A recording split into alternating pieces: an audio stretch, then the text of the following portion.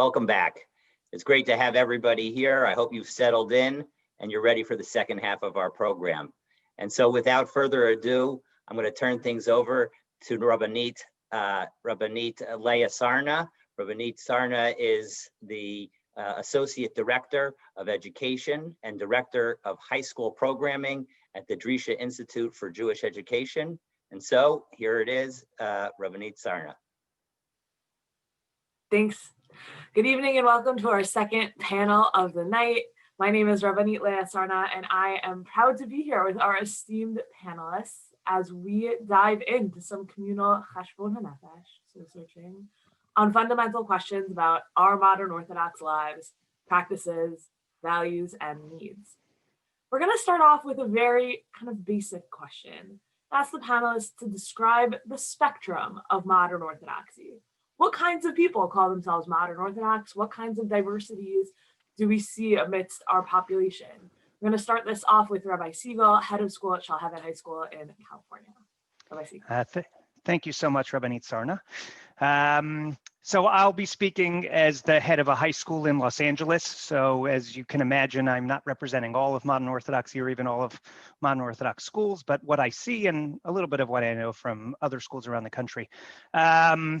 I won't shock anyone here by saying that our families, our constituency runs the entire gamut of religious observance, political affiliation, personality types.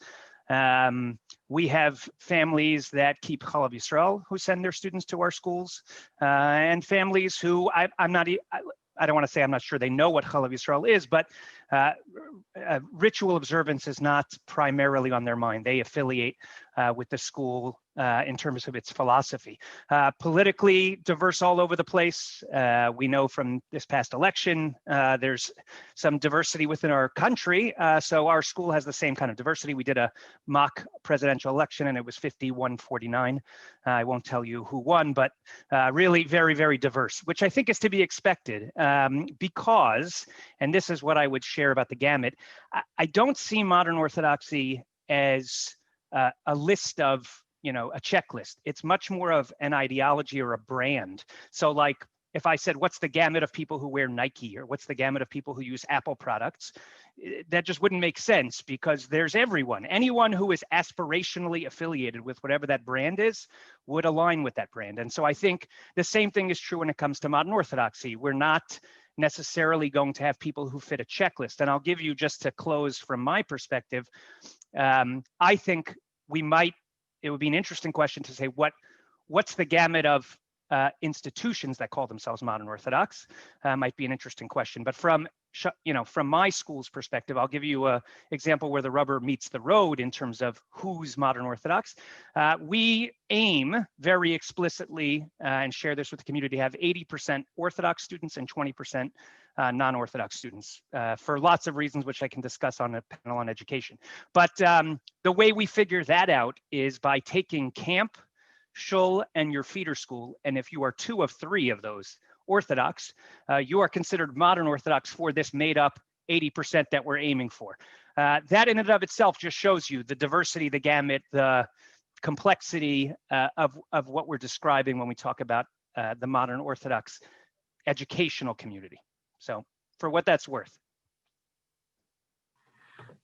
Dr. Cohn, you're a chaplain in training with a doctorate in Jewish education from Yeshiva University, and you have some research that touches on this subject.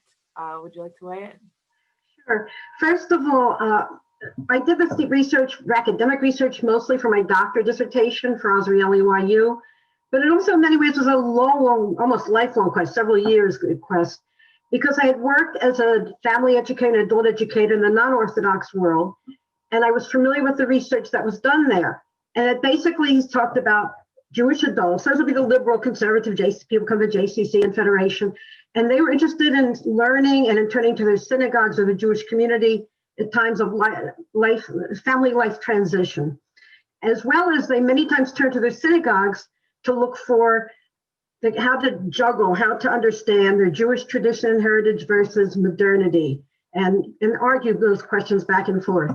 And there was very little research about the Orthodox community, the modern Orthodox or Orthodox in general, and that there was, they decided that Orthodox Jews were not interested in juggling modernity and Judaism. In fact, they felt they wouldn't be brave enough to do that.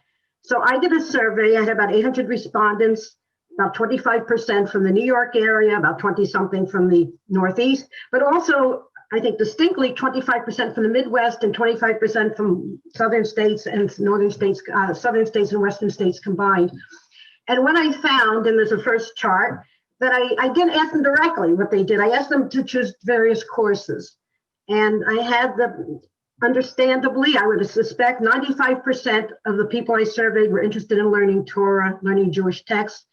And I asked that in many different surveys in many different ways, different questions and charts. And I found a really high percentage were interested in Torah. So that would be the Torah part. But then I also asked about if people were interested in coming to their synagogues or studying adult education for life cycle transitions. And that also included courses such as Rip from the Headlines. And I checked that a little bit to talk about how can you work, do you turn to Torah for questions about modernity? Can the Orthodox Jewish women have it all? And maybe surprisingly, although not so surprisingly to me, I found, whereas I have maybe 95% interested in learning Torah, 89% interested in those types of courses. And a smaller percentages purely that were left out of Torah, like about parenting, Jewish parenting and so forth. So I did find, I don't know if I call it Torah Mada, but I did find that they were interested in those questions. Then I think more uniquely, and I was the part that I was really excited about, I looked at, because of the academic dissertation, I looked at topology, which is a fancy word of looking at classifications and types, or even a psychology perspective. And I found out that some of the questions I was asking was really dealing with that there was a study, a certain study talking about that somebody would be learning for their own sake, a cognitive thing. They always learn. They're interested in learning for its own sake. They're interested in learning for its own reward, versus somebody else who was interested in a more social perspective, that they were interested in learning episodically, learning in times of crisis, learning for personal issues. And what I found, which was really, I think, unique in the modern Orthodox community, that they were evenly split between learning Torah for its own sake. I was basically feeding it to them. That was a freebie, versus also an episodic interested in turning to it for their own sake. And I think that that was unique. So in terms of what Rabbi Segal was saying, I think there was a sense of diversity, but there was also a sense of uniformity, and something that was very unique, that modern Orthodox were really split into both camps, and something that was unique in the research. So that I think would sort of show not Torah Mada, but certainly that Orthodox Jews are split and equally split at that. So would you say that a commitment to Torah and Mada actually defines the modern Orthodox community, or is it actually something else based on your research? I think that definitely Torah, but also something else. And I could label it Mada because I was interested in that, but certainly it was a psychological perspective of their own lives, and interest in studying modernity, interested in studying how to juggle modernity with their own lives. So you could, I guess, existentially, abstractly decide Torah Mada, but definitely they were in both camps. So I'd love for you to speak, we heard in the first panel from Rabbi Trencher, who conducted the Nishma study. And I'm wondering whether you can speak about that study in comparison to your own research. Did the Nishma study reach different conclusions from yours, or was it actually quite similar in terms of the diversity of what people are looking for and how they identify? Okay. I was really familiar with the Nishma study. I thought it was an excellent job. Interesting, mine was done a little bit beforehand, and I was interested in, and we hadn't really talked about it. I knew he was doing it, we hadn't talked about it. And he found that when Orthodox Jews turn to their rabbis for answers, that they, in terms of struggling modernity and where their life situation are, so they were somewhat dissatisfied. They were more satisfied with the Torah learning, and that's what I found as well, which we'll talk about later in terms of satisfaction. In addition to that, I spoke with Rabbi Trencher last night about this, and he found that Jews, modern Orthodox Jews, were in Torah. And as I mentioned also in several different scales and studies and different ways of asking, I didn't ask them, but in several different scales, that modern Orthodox Jews were definitely committed to Torah study. What I did find was really different than what he found, not so much what he said last night when I talked to him on the first panel, but what he talked about in his 2017 survey. He said that the Orthodox Jew, modern Orthodox society was fragmented And I had broken my study up into the southern region and the Midwestern region and in New York region, and by age and by gender, as well as whether they were raised Orthodox, whether they're not raised Orthodox. And surprisingly, I got a uniformity that almost everybody, with maybe the exception of age, gave the same answers. They were interested in the same kinds of things. They were interested in the split between Orthodoxy and what I call either developmental cycles or modern questions, trying to guide their lives in the modern society. I found almost to a point 100% uniformity. So I'm sure that what he found was legitimate, and probably when he talked about issues it is, but in terms of the constellation of who these adults are, I found uniformity. Thanks so much. We actually have a question from you from our third panelist, Rabbi Katz, who is the chair of the Talmud department at Yeshivat Chovevei Torah. Rabbi Katz, please. Thanks, Rabbanit Sarna. Dr. Cohn, I'm incredibly intrigued by your research in so many ways, but I do have to say that the thing that stood out for me most was how many times you said the word Torah.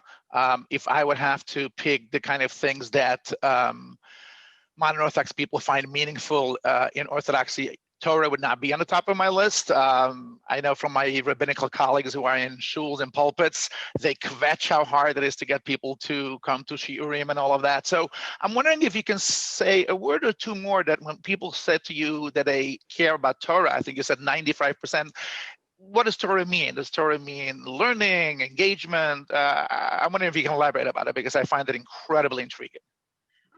First of all, I guess for the venue, I'm saying Torah. What I was looking at is textual study, texts. And I listed textual study as well as observance, but mostly texts. So that's why I said when I looked at the more secular studies about people cognitively learning, they were just in text, all kinds of texts. And really, that's why there's a nice quote I took from Bethany Horowitz, who's a researcher. She currently does it at NYU, teaches at NYU. Also, I had looked at in many of her surveys that she would do for UJ Federation when I was doing my Jewish continuity work. So I was very familiar with her work. And what she comes up, she says that 81% of Orthodox adults indicated that text study was central to the content in which they imbued to their Jewishness. That was also found in a similar study, if you want names, that Aryeh Davidson and Cohn did, about also around the 2000, that were connected to text in some way. And by the way, in terms of if you're a rabbi listening in a pulpit someplace, or a Jewish educator, or rabbinit in a pulpit someplace, that they were interested in text, but not so much the rabbi lecturing. They really wanted to go through and understand it in terms of their own comprehension, and all kinds of text. Talmud, yes, but also Chumash, also in terms of Chumash or Tanakh and how it applied to the Chagim or their own lives. So it was text. It was commitment to Jewish texts and the sources which we go by. Rabbanit Sarna, I don't know if you mind if I jump in here for a second, but I'm actually now interested in what Rabbi Katz said about his colleagues struggling to get people to be interested in Torah. I guess what is it that they're trying to teach when you say Torah? Sure, thank you, Rabbi Segal. I mean Torah, Pashat Pshat, learning, studying. Like I said.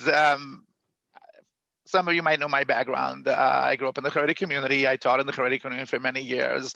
In fact, I taught at the Daf Yomi Shir for 9 years. And, a typical night would get 70, 80 people every night in Borough Park. I mean, talking about a community at large.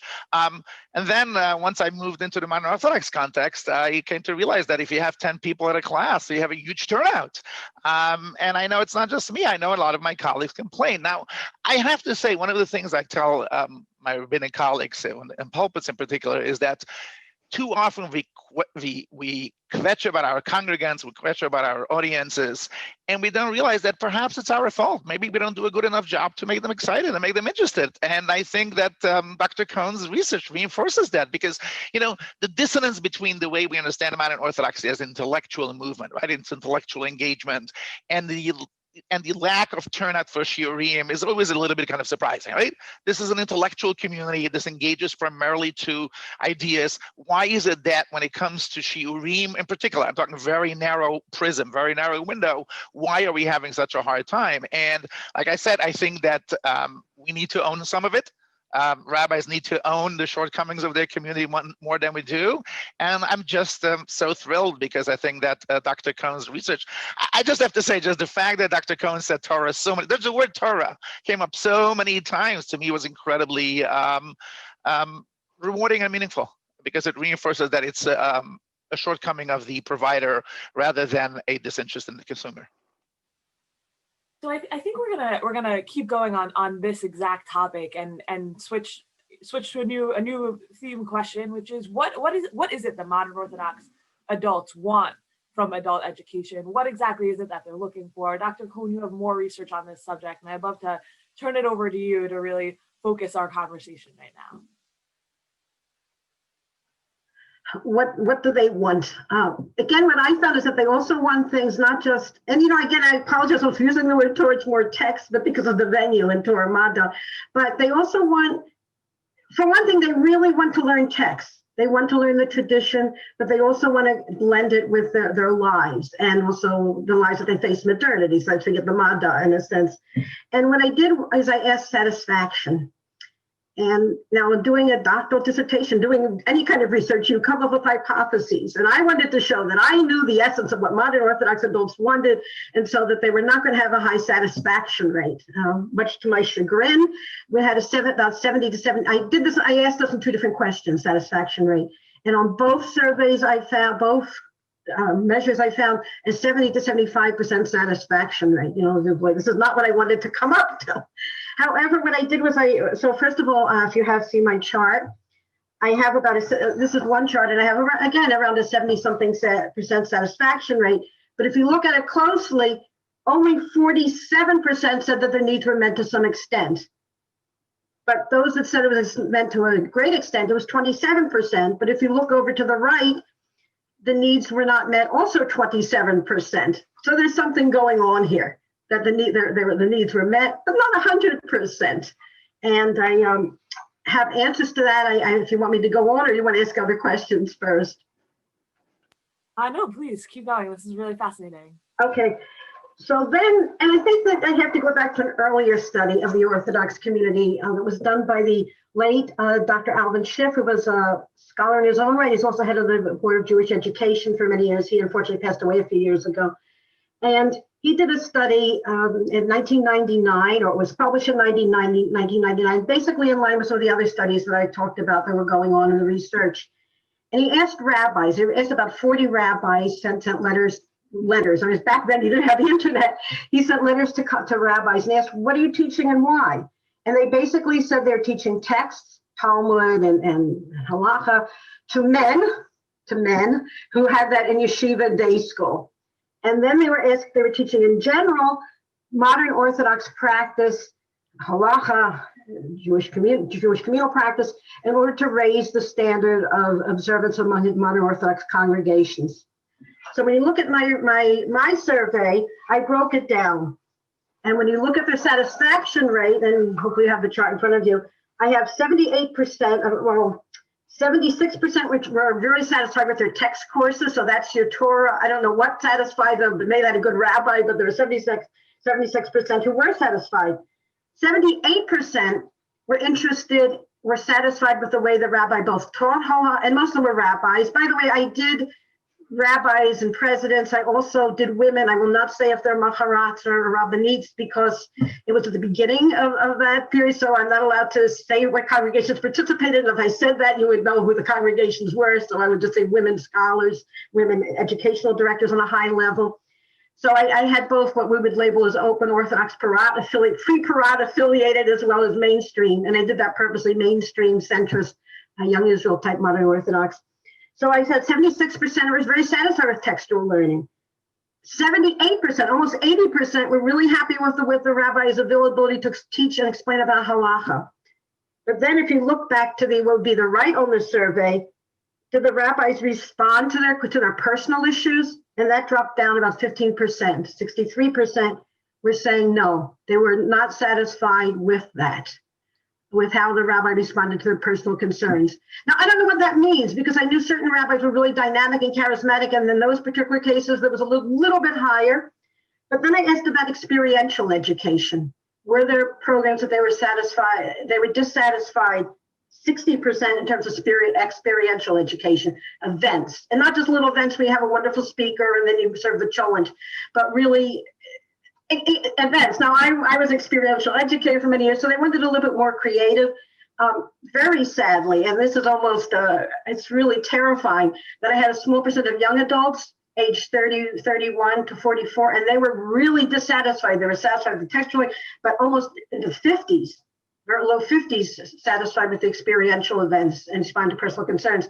And on my other side, when I talked about the programs that they were involved in, they were interested in this family education, things that I told years ago, service learning with their kids, Jewish parenting, what I called a Father's Sundays, SON, where the father came in with, or father or grandfather came in with their kid, and they davened, and then they learned, and then first they had breakfast, and then they learned, and then they went out and played the seasonal baseball, football games, basketball game with their kids. They were really interested in that. And they have another chart that also shows that they were interested in learning things with their kids as a family. So I think that is the area that's needed. That's an area that's unmet. And not an area that the rabbis thought was needed, according to the 1999 survey from Dr. Schiff. So I think that's something we need to look more at. And would you say that's kind of the magic bullet? If a synagogue was looking to raise the satisfaction level of their congregants, you would say that kind of experiential or child-oriented education, that would bump up those statistics significantly? Absolutely. And also adults in general. And again, I could advertise myself as teaching experiential education, but in general, I know YU does a program also. I know there are other programs, not just doing it surfacely, but really also getting the parents and the kids involved, also doing this for older adults as well. They're just in something that's a little bit more creative. Also the personal thing, but that's harder to program and harder to fathom. And again, my survey was mixed. If someone like the rabbi, they answered their personal concerns. Thank you. Rabbi Segal, the Shalhevet Institute is an institute for adult education that's actually nested inside of your high school. And so can you tell us a little bit, what does the institute focus on when it comes to engaging adults in Jewish learning? And also, why is that the role of a high school at all? There's a lot of kind of questions that rise out of just the existence of this institute. And I'm wondering whether you can tell us about that and if you have any responses to Ellen's presentation as well. Well, first of all, to Ellen's, Dr. Cohn's presentation, it was fantastic. So thank you, Dr. Cohn. I would say that I'm a proud client, not just the president of the company, of those breakfasts that we used to have back when I was a student with Vita, cream cheese, and lox, and bagel, and then playing sports. That was like a formative part of my childhood. So yes, I think we need to bring some of those back because that is missing from a lot of what we're doing. The Shalhevet Institute will absolutely share a little bit about that, and then a little bit differently in terms of what I would talk about, what I would say Dr. Cohn was talking about. So first of all, the Shalhevet Institute, started by Rabbi Ari Schwartzberg, felt like there was an unmet need in Los Angeles. I can't say if this is an unmet need around the country or in other communities, but there were adult education classes at the shuls, ongoing classes, whether they were the type of learning Rabbi Katz would be pleased with, like Shalhevet Torah and the Gemara and Halacha, and plowing through like good people should be doing, like good Jews should be doing, or they were more, self-helpers and everything in between. Rabbi Schwartzberg felt like there was something missing, and that was difficult conversations, getting people together from different parts of the community to talk about challenging issues of the day. So, I guess they're probably obvious, but race and the Jewish community, gender issues within, Orthodoxy and the Jewish community, sexuality within the Jewish community and Orthodoxy, all of those questions, and politics, and I mean, you name it, things that often go unspoken between groups. They're spoken a lot at Shabbat tables in your echo chambers, but not between groups. We felt like there was a space for that was not being served. So that's been the primary focus of the Shalhevet Institute. I would say that when there is a desire for Torah learning outside of the things I just described before, there's a desire for like a connection between this intellectualism and something practical. And it's sort of like this synthesis that only the modern Orthodox community can do. Only the scholars from the modern Orthodox community, only Rabbi Katz, or could come to a community and look at his background, and he gives a daf yomi shir, and then he comes and he quotes, I don't know, some musician, and it's like, aha, this is real. This is really beautiful. Listen, I think Rabbi Sachs, to some degree, may Zecher Tzaddik Levracha, he did this exquisitely. He would pull from all over, and that's why he spoke so compellingly to our community, to the modern Orthodox community, across the entire modern Orthodox community, whatever we want to call the big tent. There are very few things that actually fit all together under the same big tent. I think Rabbi Sachs did, and that was something that really spoke to everyone. So that's the kind of Torah I think that people are looking for. I would say, also people want to be part of the process. In our community, they're part of the process in every other aspect in their life, whether it's the law firms they run, the hospitals that they're surgeons in, even the families that they are taking care of. It's a different world, and they have a voice, and it's constructivist, a lot of our lives right now, in terms of how we consume material, how we talk about it. And so we want our Torah to be similar to that. We want to have some autonomy within the Torah. We want to have our voice added to the discussion. And so I think that kind of creates a very narrow band in which our Torah can really resonate, that isn't being done by the other parts of the community in what people might feel, and I'm not saying it's true, is a more authentic way. So if you're going to a daf yomi shir, you kind of want to get the daf yomi of it. You don't need a modern Orthodox rabbi or rabbanit to give that shir. You want someone who's who's giving a good shir.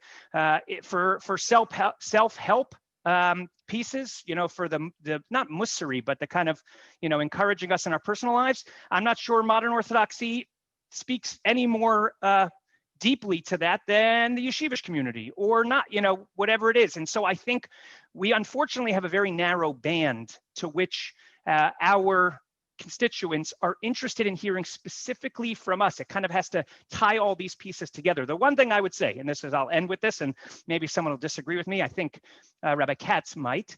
I think what modern Orthodoxy needs is more parenting classes and food and cooking classes and challah baking classes and tzitzis making classes.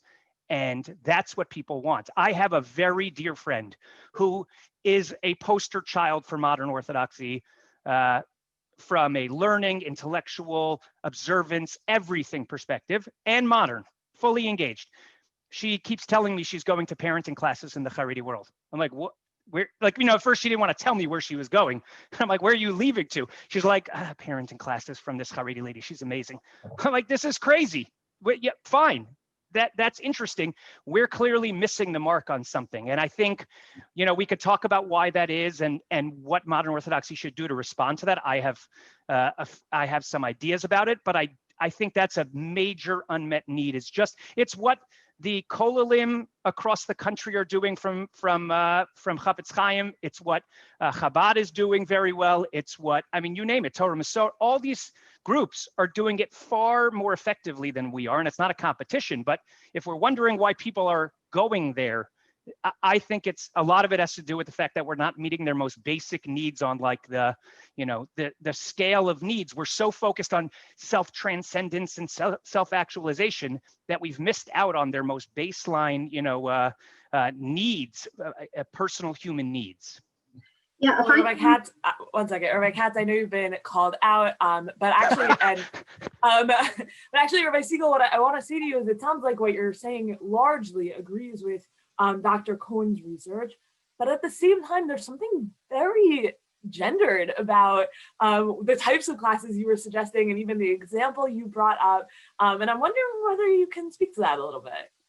Do you mean why? Meaning what part was gendered about it? Parenting? So like, there's this woman, she's looking for parenting classes, she's going to the Haredi community, or there should be more challah baking classes, meaning that, right? A lot of those to modern Orthodox women on the one hand, there's a large population of modern Orthodox women, I completely agree with you, who are going to those classes and looking to them at their local Chabads when their modern Orthodox synagogues are not providing them. And on the other hand, modern Orthodox synagogues often aren't providing them because women's only classes that aren't text oriented feels icky to a certain degree, or feels like almost like maybe demeaning. It would be a harsh word to put on it.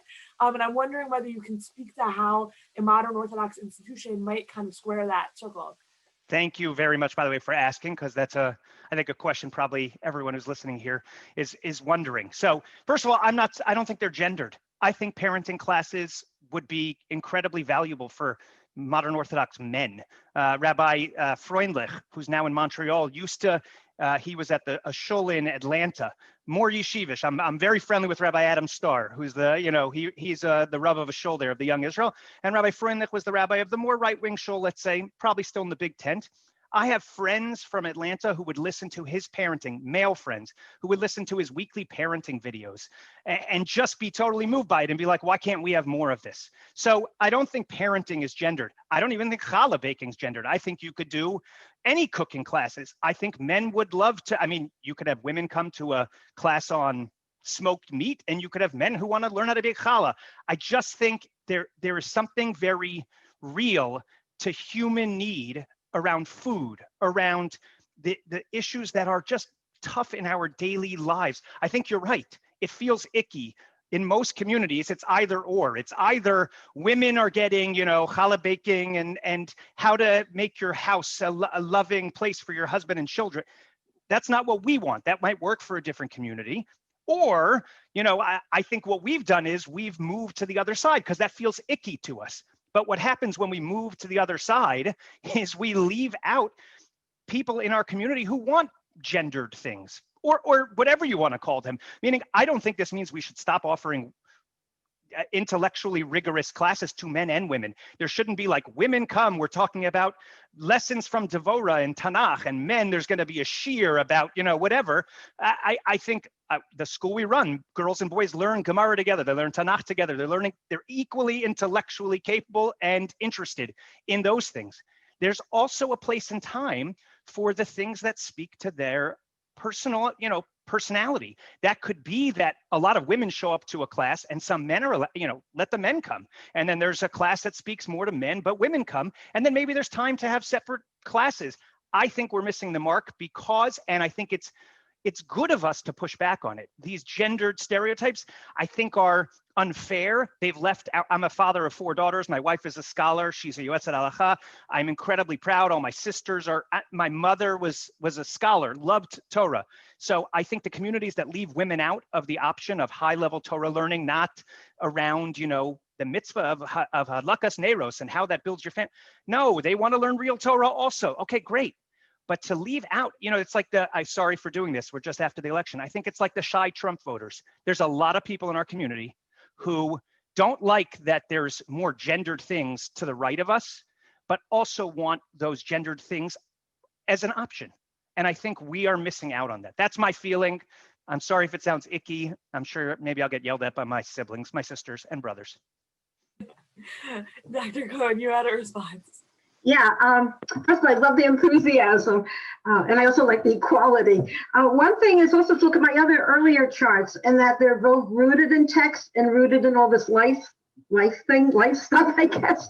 And I wouldn't leave out. So when you're doing the challah baking for men and women both, teach about challah and the Torah. Maybe bring a little section of Gemara or Shulchan Aruch or something and talk about that. When you're doing the sports games, remember I had it pretext by some learning too. Okay, the learning could be short. You've got like 9-year-old boys, but somehow or other combining it. Modern Orthodox don't just want the social workers and the activities. They really want both genders, both sexes, and they want both somehow.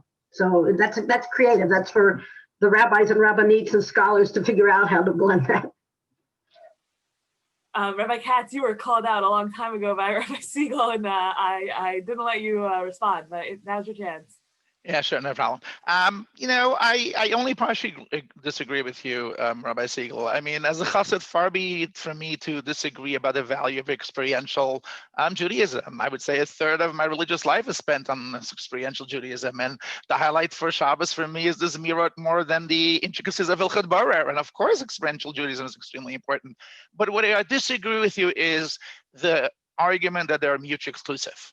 They shouldn't be mutually exclusive. Of course, we need experiential Judaism, but it shouldn't be a choice between the mind and heart, so to speak. It shouldn't be either experiential Judaism or intellectual Judaism. And I think that brings you to one of the most difficult challenges for modern Orthodoxy. If I'm hyperbolic, I apologize, but I've already kind of made clear my passion for Torah. I would argue the tragedy of modern Orthodoxy. Dual curriculum comes at a cost. Dual curriculum is important. There's no doubt, of course, that we need to graduate students who are strong in both worlds. They need to know math, physics, science, history, and social studies, and also in Torah.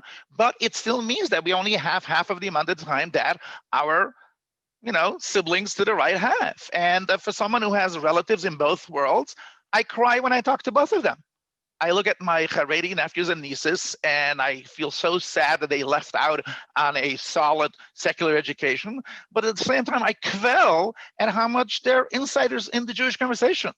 They speak as insiders. They know the text. They know the history. They know the language. They know even the kind of these silly little things of how much they sprinkle their words with nafkamina and too low and all of that. I know it's silly, but it kind of creates a certain persona.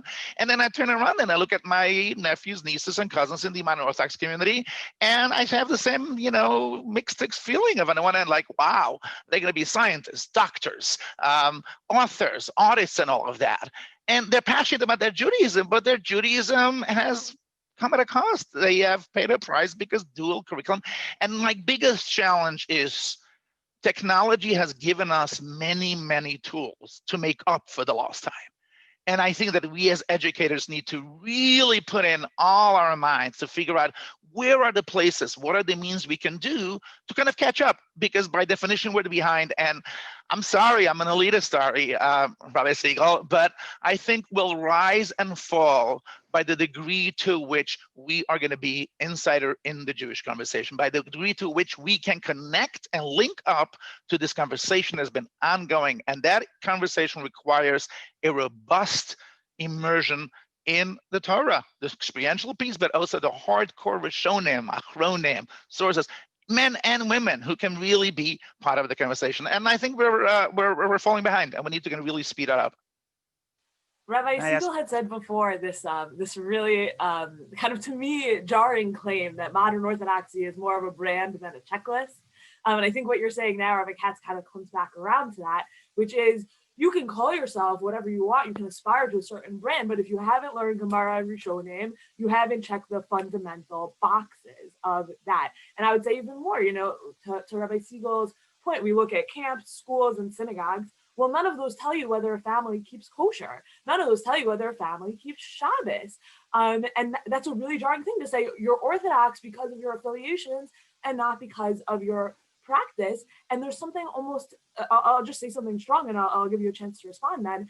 There's something almost impoverished about that understanding that leaves me feeling kind of sad for our community. And I'm wondering whether you can maybe explain further, or I don't know, you could own it, I guess, also.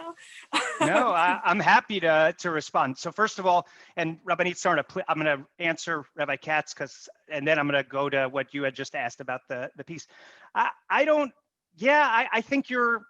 think it's unfair what you're expecting from people. You are an elitist because you are elite. You, whether intellectually, I mean, if you were born, I don't mean to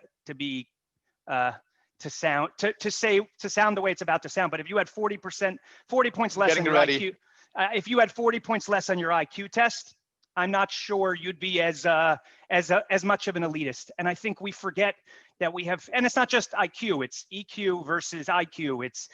It's academic, learning disabilities. I mean, we have changed to a point, and I don't think this is good, where we expect every single person in our community to not only be a professional and earn enough to function within our communities, and be honest and a bellwether of morality in their professions. They need to be leaders, and we want them to also learn Gemara, but we also want them to know Jewish history, Jewish philosophy, it's just crazy what we're expecting, and that is impossible for our young people. We're setting a standard that is so overwhelming for our kids and our families. They're just not interested. Go somewhere else if you want that. And I'm not sure, by the way, our brothers and sisters to the left or the right are actually having everyone do that. They're focusing on a particular area.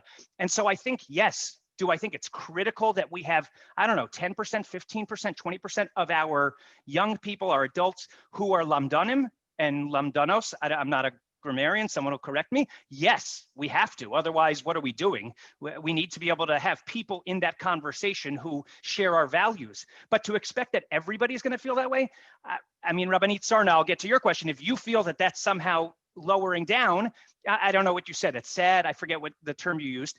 I actually think I'm not saying not to push everybody. Of course, we should encourage everybody and find the area impoverished. Find the areas in which you love it. And if it's all of them, that's what Modern Orthodoxy offers you. It's so different. It's a different value proposition than all the other brands of Judaism. And that's why I think people ascribe to it, because they want to identify, meaning I play basketball, I wear Nike because Michael Jordan wears Nike. He's literally the greatest player of all time. LeBron James wears Nike. Am I anything like that? No, I have one tiny sliver of me that maybe one day made one pass that's as good as them. But I identify with that vision of what a gadol should be, of what a leader should be. And I think that's a separate question. I think Modern Orthodoxy needs to focus on gadolim in that way. The people like Rabbi Sachs, the people like Rav Aaron Lichtenstein, the people who combine these, Rabbanit Henkin, the people who bring all of these together, yes, that's what we should aspirationally feel. But pragmatically, practically, no. I don't think we should expect everybody to be that. And I don't think that's impoverished.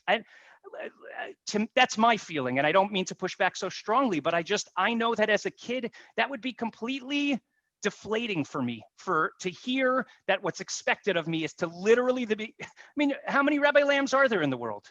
There's so few. So don't expect me to be it. Just tell me that I can find my place. I can find my portal. If my portal is learning, great. If my portal is, being a doctor and just being honest, great. If my portal is, I love cooking, but I also I also think LGBTs, marriage should be legal in America. Okay, so that's my portal into Modern Orthodoxy. Just let that be my portal and let that make me feel like I have a place at the table. Don't limit it to people who check every box on the Modern Orthodox checklist. We're not going to have anybody. Rabbi Katz, your response. Yeah, you'll be surprised, Rabbi Segal. In fact, I agree with you, but I'm going to name what you said, and it's called kollel. And I know kollel has a bad rap in the Haredi community, but in our community, we need real kollelim for men and women who are given real salaries, comparable salaries. I'm not saying like pittance and, a little aside. And that will come as a result of we valuing Torah. And I have to say, this is going to sound even more elitist than I already sound, if that's possible. A community that has a core of B'nai Torah in them is a different kind of community. And that's what we're lacking. And that will only happen if in Kita Aleph, in kindergarten, we start promoting Torah for those for whom it's a value, and we put our money where our words are. That's all I think. We need to invest in it. I'm with you completely. I'm sorry, But Rabbanit. kollel. No, I'm going to insist on kollel. They'll be writing articles. They'll be writing and be able to learn all day to become Gaonei Hador. Exactly. We should be, by the way, it wouldn't even be so expensive. It's a few $1 million a year. And I don't mean to be, but put everybody together who are momish, learning the whole time, and they're thinking and they're talking and they're reading and they're learning. We can do that. And that's what we need. By the way, that's what we have in Israel. I don't mean to, Israel does that in a better way. The Hesder Yeshivot do that in a better way. Who exactly is the we who has that in Israel? Let's just be clear for a second. I'm here now, so I agree with you. But to me, by the way, Rabbi Katz, I forgot that was once a dream of mine. Thank you for raising it. Rabbanit Sarna, thank you for getting excited about it. I agree with you completely. We need to pay real money for people to sit and learn. Not everybody. And again, I think this is what we do in Modern Orthodoxy all the time. We see something we don't like in a different brand. I'm going to keep doing it until it catches on, in a different brand of Judaism. And then not just, we don't say we don't like that, let's moderate. We go to the other side. So it's, I don't know, the Enlightenment spoke Hebrew, so we're going to stop speaking, we're going to stop reinventing or reading Israeli poets. I'm not sure if that's a historically accurate reference, so I apologize. But just, we always go all the way to the other side. We don't need to go all the way to the other side. We can have a middle ground on all of these things. All right, so I think what we're talking about now is how we're hoping the modern Orthodox community will change over time. We've changed in the past and we're continuing to change in the future. We've already heard Rabbi Segal pushing for moderation in our changes and in our reactions to things. Rabbi Katz, let's start with you. Where are you hoping to see us go? Well, if you expect moderation, probably you should not ask me, because that's not my style, if you know me. I'm gonna indulge me for a few minutes, because I'm gonna give you my spiel. And I want to preface my spiel with a recognition that I'm an outsider, so to speak. I'm an immigrant. I didn't grow up in the Modern Orthodox community. I grew up in the Haredi community, and I know that. And for some people, that might rub them the wrong way. You're coming in, are you telling us what to do? But I also know that there's a Yiddish saying, and I'll translate, a gast of der Weil zet a mile, right? A guest can sometimes see a mile just by coming in. And I'm going to share a story. I want to share a story, which is a little jarring and disturbing, but I think it's going to make my point. Long story short, my family years ago met this convert and kind of adopted him. Came very close to him. We came to our simchas. We went to his simchas. We got to know the family. And I'll say the name because people don't know him. His name was Shmuel. And for years, it was beautiful. It was beautiful. He started a family. He had children. It was absolutely incredible. And then one nice day, out of the blue, he just walked out on his wife and kids and just disappeared. No get, no nothing, just disappeared. And months later, one of my relatives walks down the street and he sees Shmuel approaching him with a woman next to him. And he goes over and says, "Hi, Shmuel, how are you?" And Shmuel says, "Yeah, hi, this is my wife." And my relative, my cousin, says, "Your wife? You never divorced your first wife. How can you have another wife?" And he said something incredibly crazy, but interesting. He said, "Listen, I'm a convert. I converted into the system. I can pick what kind of Jew I want to be. I chose Sephardi and I can have multiple wives." Crazy story.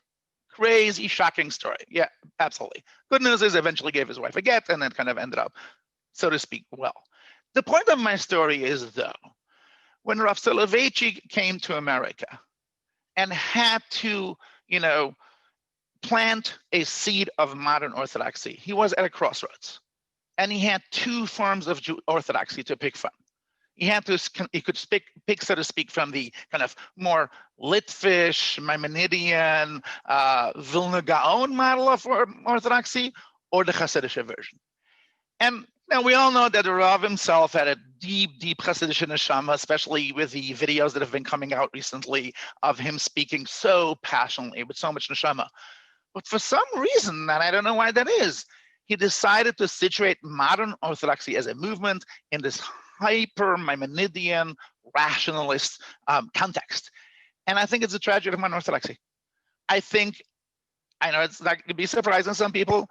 Hasidut is incredibly conducive into making modern Orthodoxy an exciting, spiritually rich movement. I think of being modern Orthodox as a rationalist Maimonidean. It's almost like everything you do outside of Torah and Yiddishkeit is utilitarian. You go to college and you have a good education, you have a good education, you have a job, so you can report your Yiddishkeit, et cetera, and perhaps you go to cinema, you go to theater because it will make you more relaxed or whatever. There's all utilitarian.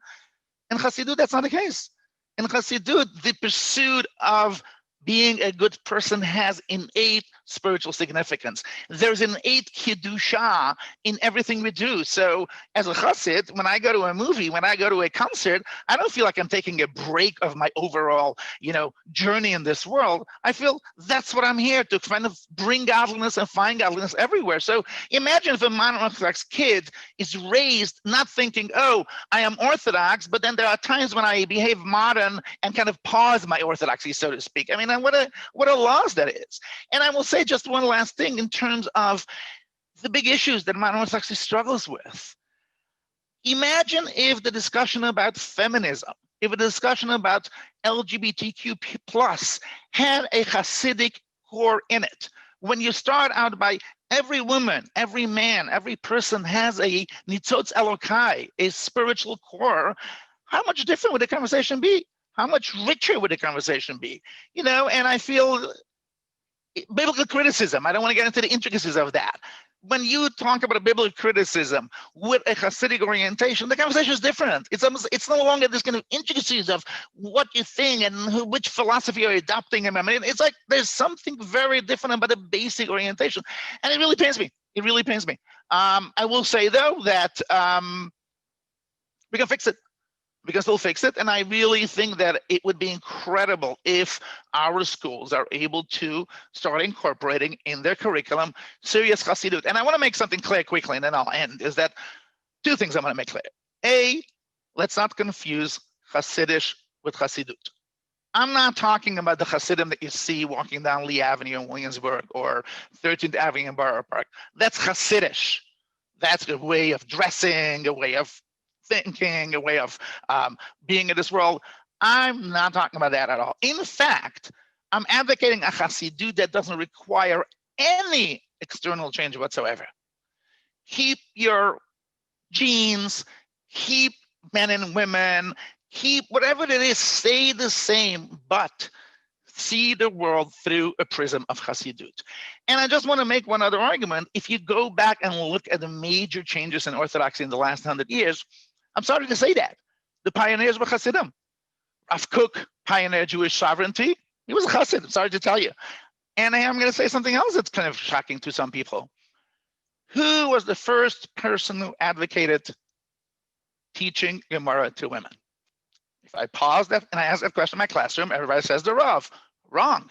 Lubavitcher Rebbe. Lubavitcher Rebbe. Well, Belzer Rebbe kind of wrote already to start a Schneer. So if you want to go back then, and once again, she turned to Hasidic Rebbe, and then he said, yeah, of course, go ahead, start as a school. And then Chafetz Chaim kind of supplemented. But I think even in the American context, Lubavitcher Rebbe was the first one to do that. And I'm finishing Rabbanit Sarna in just a second. Just 1 second. This is a little personal. I daven in a very liberal shul. Let's put it that way. I go to a very liberal shul. And when I think about my two grandparents, my maternal grandfather and my paternal grandfather, who were very different people. My maternal grandfather was a Rosh Yeshiva, a halachicist, a posek, and a huge Talmid Chacham. My paternal grandfather was a Chassid, not the biggest Talmid Chacham in the world. He actually experienced the Holocaust during his formative years. He didn't have a yeshiva experience, but a deep Chassid. And I had a close relationship with both of them. When I imagine telling my grandparents that I'm davening at this very liberal shul, my maternal grandfather's reaction would be right away, but is it really halachic? I mean, what's about that Tzif Katan there on the Shulchan Aruch? Fair. If I would go to my paternal grandfather, his first reaction would be, okay, Ysoscher, but is the davening geschmack? And I think that's a very different orientation and a very different kind of discourse that I wish we can adopt and incorporate in our curriculum, in our discourse, in our shuls, et cetera, et cetera. You've been going for a while, and I do definitely want to give Rabbi Segal an opportunity to respond. I can see he's very, he's like, chopping at the bit there. But just one question. Hasidism, as I kind of understand it from its founding, was very kind of Rebbe-centric. And even the Hasidic communities whose Rebbes are no longer alive, let's say Breslev or Lubavitch, there's still, the Rebbe figure is still very central. Who should our Rebbe figures be? I can respond in two ways, and sorry, there's truth to both of them. One is no, incorrect, and one is correct, but meaning Anybody who studied Chassidut academically, my wife is a professor of Chassidut. She comes, Rabbi, help us out with his much better than I could. But the Rebbe phenomenon is a late development in Chassidut. Actually, initial Chassidut was dafka an anti-Rebbe phenomenon, an anti-establishment, as we know, that the leaders were so elitist.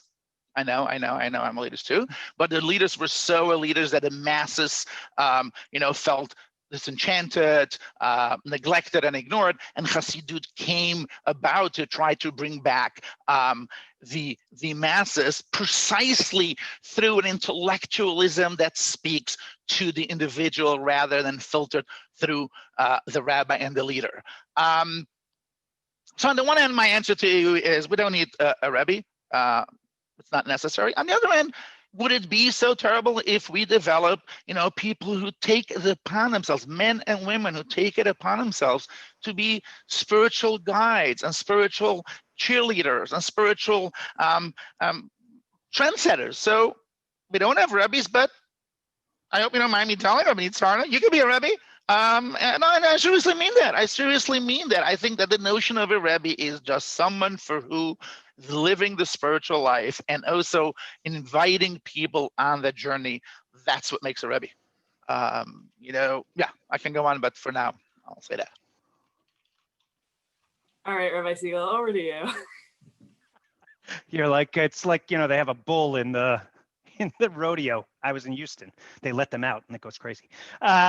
First of all, I want to make one clarification in defense of my characterization of Chassidut, if there was one, is I think people are mixing up intellectual and intelligent.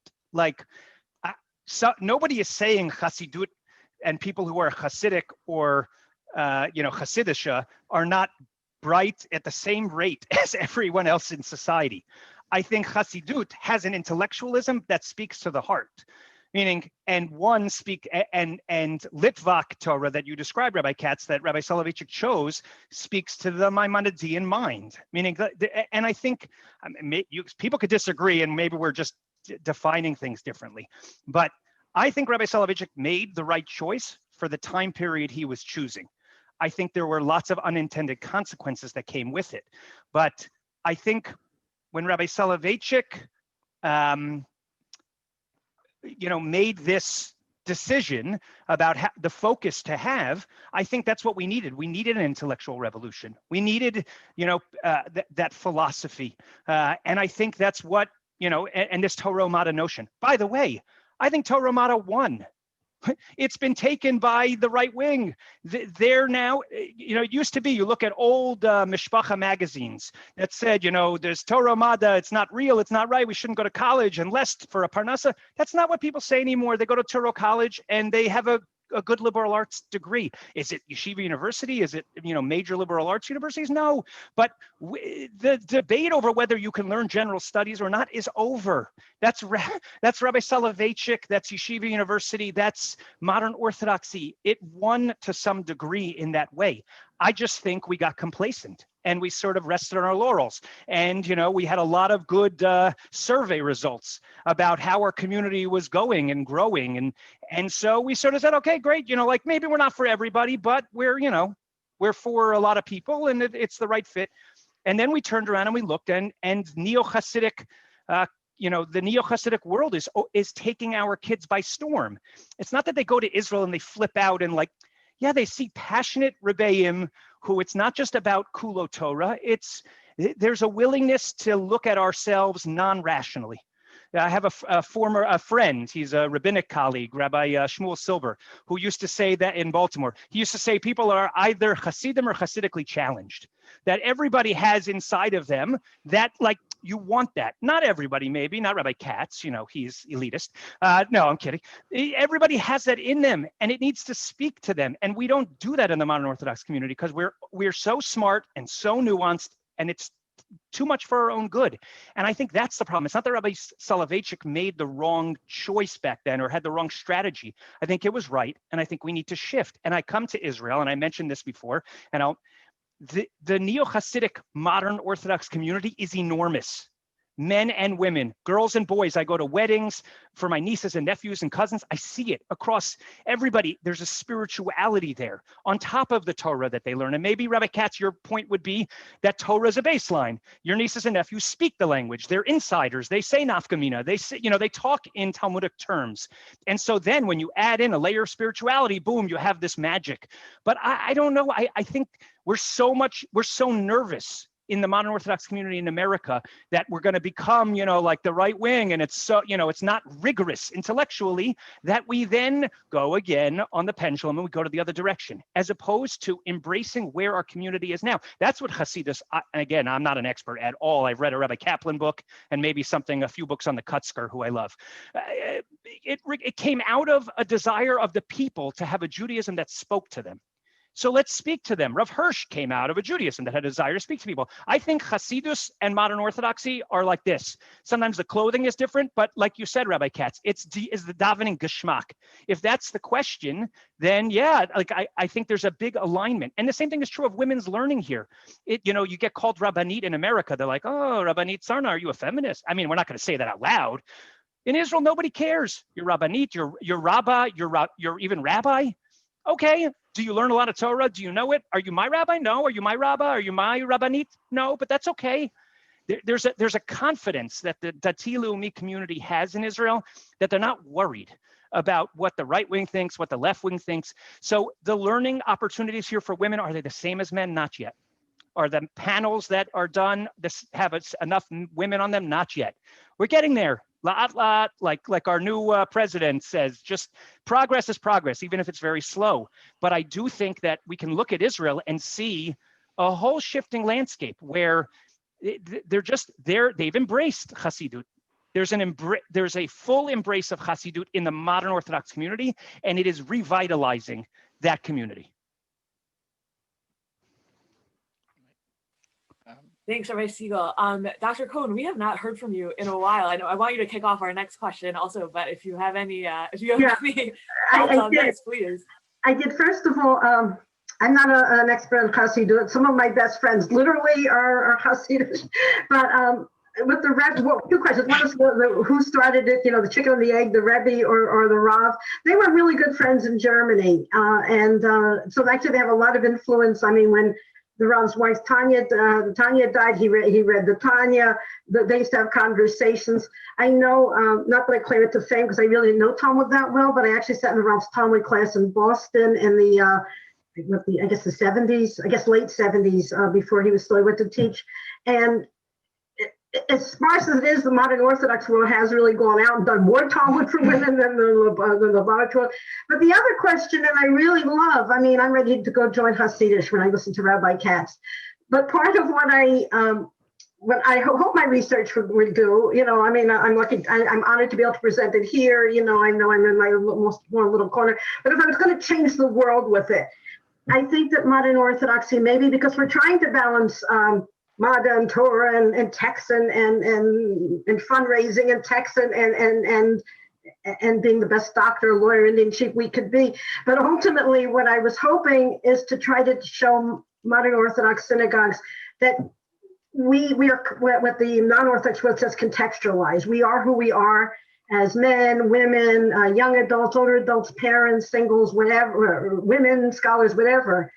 Might even make movements from the LGBTQA because we're who we are, but we're also who we are in our everyday lives, aging adults, young adults, and that the synagogue should somehow, I don't know how we're going to do it, but somehow the community should incorporate that, not just in terms of having more courses that deal with psychological issues or business issues, but also that we should be part of who we are as a shul and as a community. I don't know how to do it, but that would be my dream. All right, so we need to address the elephant in the room, which is the COVID-19 pandemic, which is why we're not in a real room. It's the elephant of our Zoom room. And I'm wondering what new modes of modern Orthodox practice you feel are likely to emerge. So we actually have a panelist from the previous panel joining us for just a little moment here, who's going to share some data with us since he has studied these issues directly. Rabbi Trencher. Are you there? Rabbi Trencher? Yeah, thank you. Thank you so much. We did a survey several months ago. Some of the things, obviously, there's been a lot of changes since then. As we spoke about in the earlier panel, the number one thing that modern Orthodox Jews value is the sense of community. So the sense of community has been significantly affected. People, on the one hand, people are missing each other. On the other hand, people are very much appreciative of the efforts that shuls have made in terms of Zoom, in terms of having virtual programs. People are going to lectures by shuls and organizations outside of their neighborhood. When we asked people about the value of shul membership, many people said that my shul is just as important now, if not more important than it was before. Technology is another issue that's changed. People have gotten used to online prayer. We're back in shuls. Many of us are back in shuls, in our shuls parking lot, etc. We did ask a question about whether in the future, modern Orthodoxy should re-examine some of the halachot or minhagim or customs, whatever, around technology. And 70% said, no, we need to go back to the way it was. 30% said, yeah, I think maybe this is an opportunity to kind of re-examine our use of technology. And the other issue that we asked about was there was a Pew survey that said that talked about people's impact on people's faith. And so we decided not to use the word faith, which is more kind of a term that's used in surveys of the Christian community. But we did ask people, what has been the effect of the COVID on you Jewishly? And most people said, a majority said no real change, but many more people said my sense of Jewishness has been strengthened rather than weakened. And the most interesting finding was that this was much more prevalent in the Haredi world, the Hasidic and Yeshivish, which might be surprising, but when you've been through tough times together as a community, you can see how it will strengthen their sense of Jewishness. So combination of struggling with the issues and still positive feelings and positive movement moving forward. Dr. Cohn, as someone who studies our community as well, alongside Rabbi Trencher, what changes do you anticipate in light of the pandemic? Okay, well, first of all, I want to bring out an ancient article, but something I think is still seminal, written by Dr. Anshe Shalom, of course, the son of the Rav, Rupture and Reconstruction, the Transformation of Contemporary Orthodoxy, which was written, first published in Tradition in the mid-90s. And he talks about what we have come to know as swing to the right because of the hereditization of modern Orthodoxy.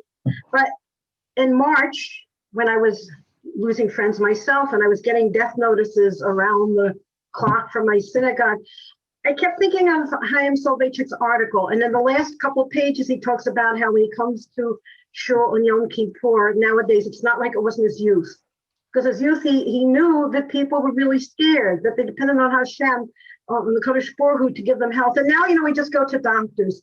So he has this quote, he says, that people now seek the solace in the presence of his yoke, as opposed to feeling his presence. And I don't know the fact that we really know that we are not in control and the Kodesh Baruch Hu is, that will change us now.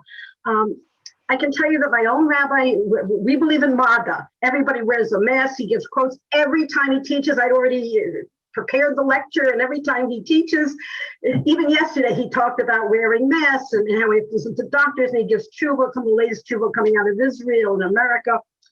We're gung-ho on MAGA. And also some of the things I talk about, creative children's programming and family program. I participated in them myself. We did, scavenger hunts, or we put something out the window and all the parents come with their little kids and go by. We go around to the graduation parades. We really have really zeroed in. We fulfilled that. We're starting to. I hope that continues. But then I guess I'll point another elephant in the room. I mean, I was really happily, both personally and professionally, I was happily ensconced in middle age. I mean, I was starting a new career. I was running around at the synagogue and to the minyanim and to my friends. And suddenly I found the pandemic also like people my age. And I'm also working, as I said, chaplain, but towards elder care chaplaincy. And while I have now gone back to shul and back to work, people my age and who have pre-existing positions and certainly a few years older or not. And how we deal with what we call the new aging. Baby boomers never age. They want us to do, they were new age, now they're new aging. And what that's going to mean, the fact that they're no longer going to shul, that they're no longer involved. Certainly people in their latter 70s or 80s are not involved in Zoom necessarily, and how we can include them both in the pandemic and afterward. Now, certain people did Chesed. I have younger adults doing Chesed for me all the time. I had college kids who adopted me and asked me every time they went shopping. But in general, how are we going to deal with an older generation? I mean, I'm still middle-aged, and unless the pandemic decides that it's gone, but how do we deal with that are questions that I think we need to start asking ourselves. Plus the small little minyanim, is that going to break up shuls? And that's just different directions I think we need to consider going forward. Rabbi Segal, I know you have some thoughts also. Yeah, I would just pick up on the last thing Dr. Cohn said, which is that, and that's, I mean, Mark's, I'm sure your research is correct, so take this for what it's worth. I think people will not be going back to shul. I think they'll be forming their own. The micro shul is going to continue to grow. People are going to feel, there's a group that may go back to big shuls, but unless the shuls change what they've been doing, I think there's going to be a big movement towards shtiblach in the modern Orthodox community. There already is during the pandemic because people are willing to get together in much smaller groups, and I think people have enjoyed that without getting yelled at by the communal rabbis. And I think they're going to want to continue that when we get back. Rabbi Katz, do you wanna round us out here? Sure, I'll be happy to. I think. I hope people are not going to be surprised by me saying that the Gemara, the rabbis in the Gemara had a little bit of a subversive streak, and there are so many quotes that I love that are a little subversive and a little kind of set for the sake of pushing our thinking. And one of my favorite quotes in that vein is the Gemara, and I'm paraphrasing, where the rabbis, so to speak, thank HaKadosh Baruch Hu for the Egel, because it increased the Torah. If it wasn't for the Egel, we would have such a pathetic little Torah of just Chumash and Yeshua, and Baruch Hashem the Egel, I'm paraphrasing, of course, it kind of really was incredible. But I think what the rabbis are teaching us is that tragedy, challenge can be turned into something incredible. And I think that's what the pandemic is going to do for our Judaism. I see the pandemic really on a continuum of Orthodox feminism and Orthodox LGBTQ plus experience, in the sense that both of those movements posed a real threat for halacha initially. Oh my gosh, the women are going to come into the community, and what's going to happen and what's going to do. And over time, from my perspective, our Judaism has been enhanced. Judaism has been enriched on so many levels. On an intellectual level, we all of a sudden went back to so many texts and realized, oh, we made a mistake. The Gemara actually never said that women cannot learn Gemara, et cetera, et cetera, et cetera. And also, women are part of the conversation. I mean, how much richer is the Torah? And I think the same is starting to happen with the LGBTQ community, although there's still much more fear involved in that. But I think that the same with the pandemic. It's hard, it's difficult, it challenges our notion of shul. And I think Rabbi Trencher is so right. We are ready for a revolution on the role of technology. It's going to be huge and big. And I will say the change will be both l'kula and l'chumra. But I think at the end of the day, if we do it carefully, we can mess it up. But if we do it carefully, the pandemic is going to be an incredibly beneficial for our Yiddishkeit overall. Again, it's tragic, and Anshe Shalom that we should celebrate. There's nothing to celebrate here. But if we think of, at the end of the day, what it did to our Yiddishkeit, it will make it so much richer, so much more exciting. Thank you so much, Rabbi Katz, and to all of our panelists, Dr. Cohn and Rabbi Trencher and Rabbi Segal. Thank you so much for just the brilliant insights that have been shared tonight. We are not done yet. We will now look to the chat for some Q&A and hopefully continue the discussion. Thanks again. Thank you. Thank you, Toda Rabba.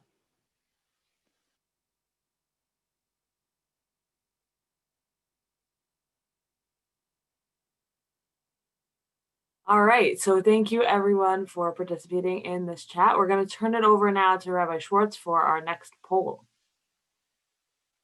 Okay, so we saw earlier, and now I'm going to adopt Rabbi Segal's language of brand, of the Modern Orthodox brand. And so, we've been talking about the Modern Orthodox brand, so to speak, for the last 3 hours. And so now we're ready for the next poll. So in a second, this is still showing poll question number 1. I want to get the next question. There we go. No, that's not. Here we go. So what future do you foresee for modern Orthodoxy in the United States over the next 20 years? Are you optimistic? Is it, as Rabbi Katz put it, is it geschmack? Somewhat optimistic, neither optimistic nor pessimistic, somewhat pessimistic or very pessimistic. And so welcome all your input, and we'll share that with you in just a moment. But let me now turn it back to Rabbanit Sarna to take the questions and forward them to each of the panelists, and then we'll be right back shortly with the response on this poll. Great. So we're going to kick off with a question for Dr. Cohn from Dylan Kane. He asks, how does adult education look different, or how should it look different for Chovevei Torah? What efforts can be made to support members who don't share the typical modern Orthodox background, day school, summer camp, etc., see Rabbi Segal's brand, or come from lesser means? Dr. Cohn. Okay, unmute and video, unmute. Okay, first of all, I appreciated the whole panel as well as the different questions that I got. I wish I could respond to more. I want to go back and say, when we talk about Chovevei Torah or Balei Tshuva, as they're often called, I didn't really ask that. I asked, were you raised Orthodox, and did you have an Orthodox education? So I don't know if they came from another movement, or they were converts, or what they were. But what's interesting in my survey, as well as when I looked at the Nishma study, the 2017, was a very high percentage. I had almost 50% who were not raised Orthodox and did not attend day school. So we can say they're about a cure from another movement. But what was interesting is that they weren't somebody who was newly Orthodox. That there was almost 50% had been Orthodox for 20 years, and about 30% had been Orthodox for over 30 years. So I think when we look at our modern Orthodox synagogues and we realize that there's a high percentage of people who are what we may call Balei Tshuva, I mean, we don't look at them that way, but they are. And not my research, but there was research that was done by somebody else that I then asked about when I did my survey. Did they feel that they were fully integrated? And many of them did not. Many of them did not understand the Hebrew, did not understand the concepts. So again, when we teach and we program, we have to understand that. I mostly did a quantitative service, not a qualitative, but I did have questions that people could answer. And there were a couple of people who did respond that they were really in a lot of pain because they and their wife, in that case it was a wife, I think also the other question, but this one was really stuck out for me. His wife had become Balei Tshuva, but many, many years ago. I mean, they were now in their middle age, let's say latter middle age. And they had children who were Orthodox, but they still had questions about how they were when how they now process their Orthodoxy many years later that they felt were not being answered. On the other hand, I also, because I was asked this when I submitted my research, do you think that they were more interested in this modernity, this personal growth stuff because they were Balei Tshuva? And I analyzed the statistics and I found that there was very little statistical significance in terms of those who are not raised Orthodox and did not attend day school and those who didn't, but those who were more interested both in the textual courses and in the personal developmental modernity type courses. So in some ways there isn't much of a difference and we need to program that. On the other hand, we need to respond on a personal level to their questions, as is true of everybody in the Orthodox community. And I think the takeaway that I found in my research is the large percentage of people who were not raised Orthodox, who had really spent most of their adult lives being Orthodox. And now as they're getting older, or now let's say when they're having grandchildren, having to look back and respond to those issues. Thank you, Dr. Cohn. Rabbi Katz, this one's for you, and it is from Sophia Freudenstein. She asks, is theology/belief still a factor on the modern Orthodox checklist, as opposed to either institutional affiliation or praxis? Sure. Thank you very much, Rabbi Rabbanit Sarna. Before I respond to your question, Sophia, can I say a comment just about the previous conversation quickly? I know it's a personal pet peeve, and I don't know if anybody else shares it. But when I was growing up in Satmar, as you can imagine, there were not that many Balei Tshuva in the community. In fact, there was one person who was a, so to speak, Bal Tshuva. And one of my Rebbeim said to me at the time, he said, I know that guy, I know that person. He doesn't strike me like someone who did Averos before he became observant and Orthodox. Bal Tshuva implies that someone was a sinner, and now all of a sudden they have to repent. There was not a sinner, and I really abhor the term. Nobody has to agree with me, but I just cringe whenever I hear the term, because most, if not all, the Balei Tshuva that I know were not sinners at all. So I refuse to use that term. I'm just going to say that. In terms of your question, Sophia, I really appreciate your question. And I'm going to preface it with something that Moriva Rabbi Ruth Fagan, those of you who know Ruth Fagan taught me everything I know about pedagogy. And she loves to tell the story always about this, I don't know, first grader, I think, who raised her hand and said something in school. And the teacher said, well, that's not what you said before. And the kid said, yeah, I can agree with myself. That's okay. And I think it's an important lesson. And I'm going to disagree with myself partially in the sense that, on the one hand, yeah, I've extolled the values in the kind of Haredi community. Learning, Kollel is a value, Hasidut, I agree with that. At the same time, I also think that one of the big tragedies of modern Orthodoxy is that we've ceded the ground to the Haredi world on a lot of the important notions in Judaism, whether it comes to faith, whether it comes to defining Kedusha, whether it comes to defining Yirat Shamayim.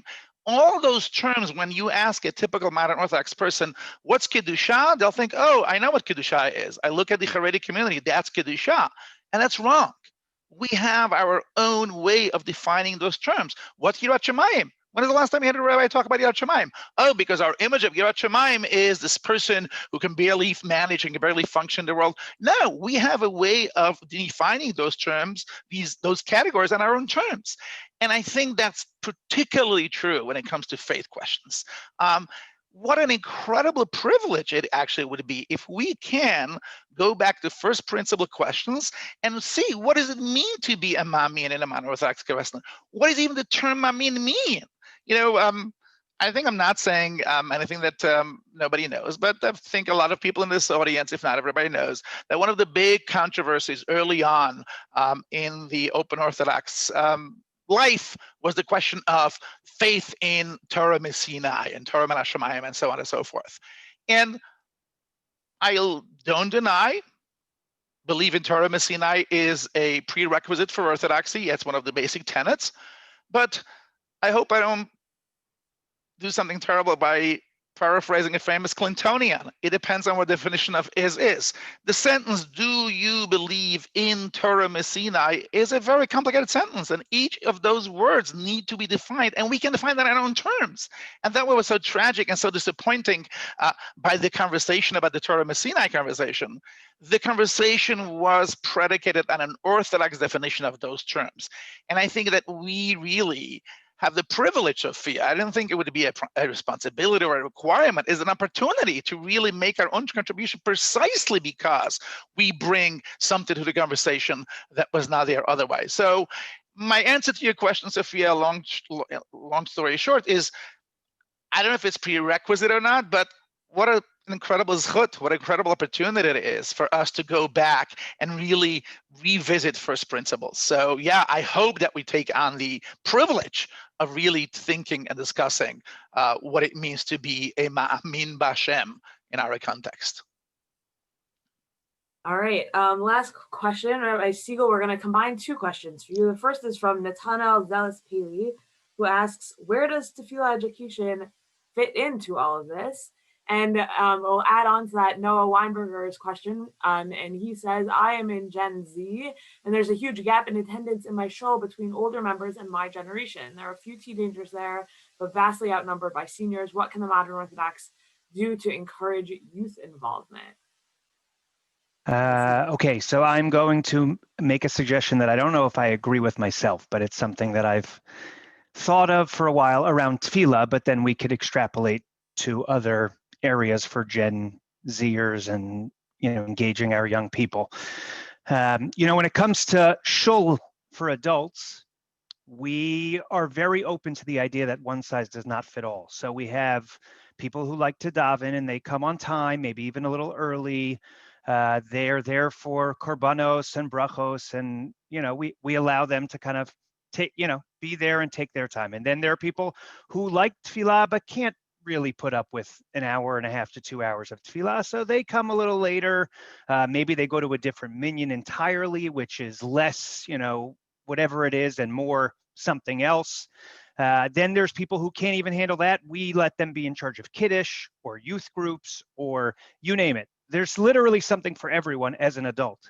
And then when it comes to our kids, and I understand the desire to teach our young people how to daven, and it's not easy, and Judaism isn't meant to be easy, but we expect them all to engage on the exact same terms with tefillah.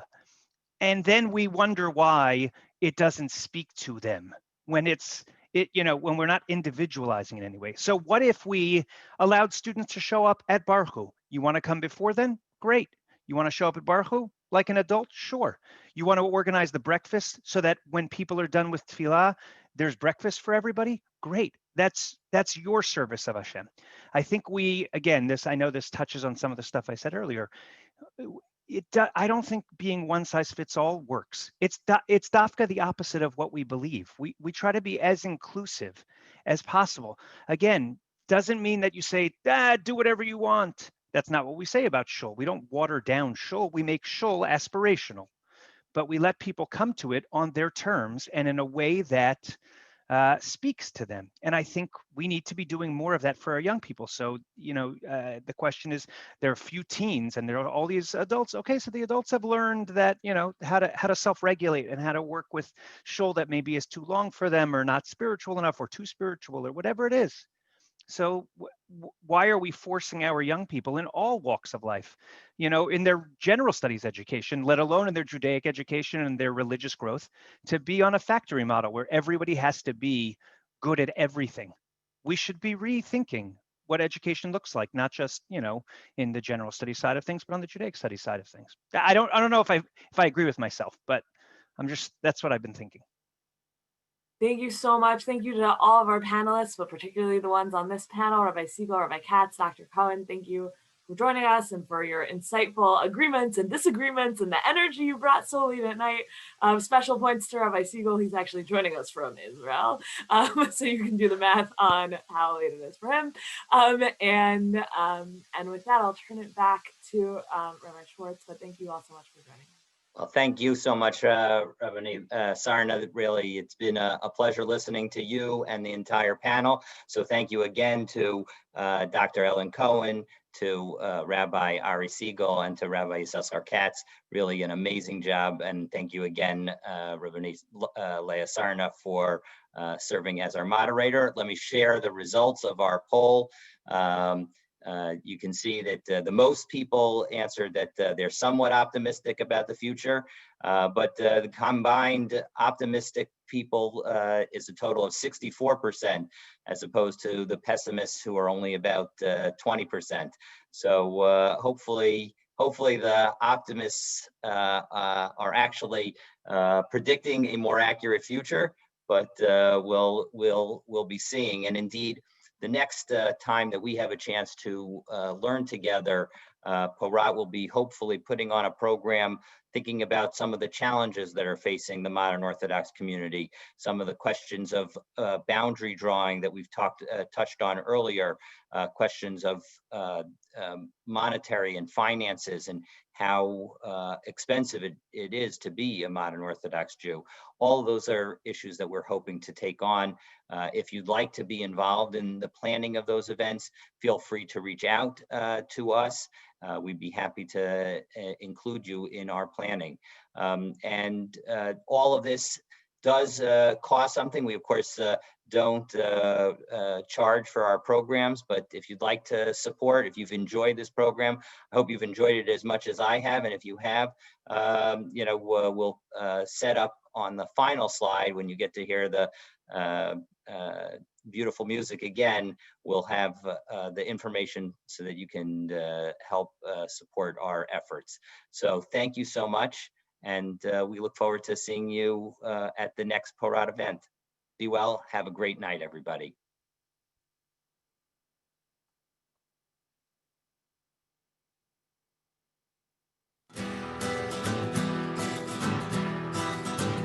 עושה שלום במרומיו,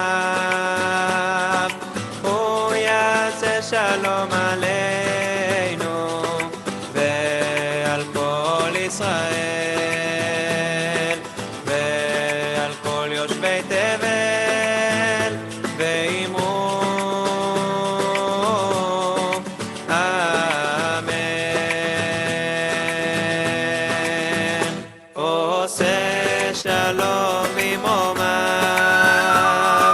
הוא יעשה שלום עלינו ועל כל ישראל ועל כל יושבי תבל ואמרו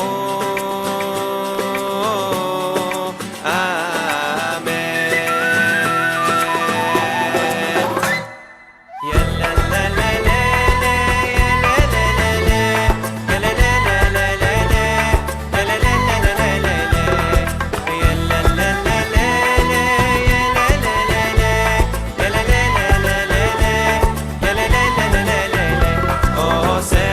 Shalom,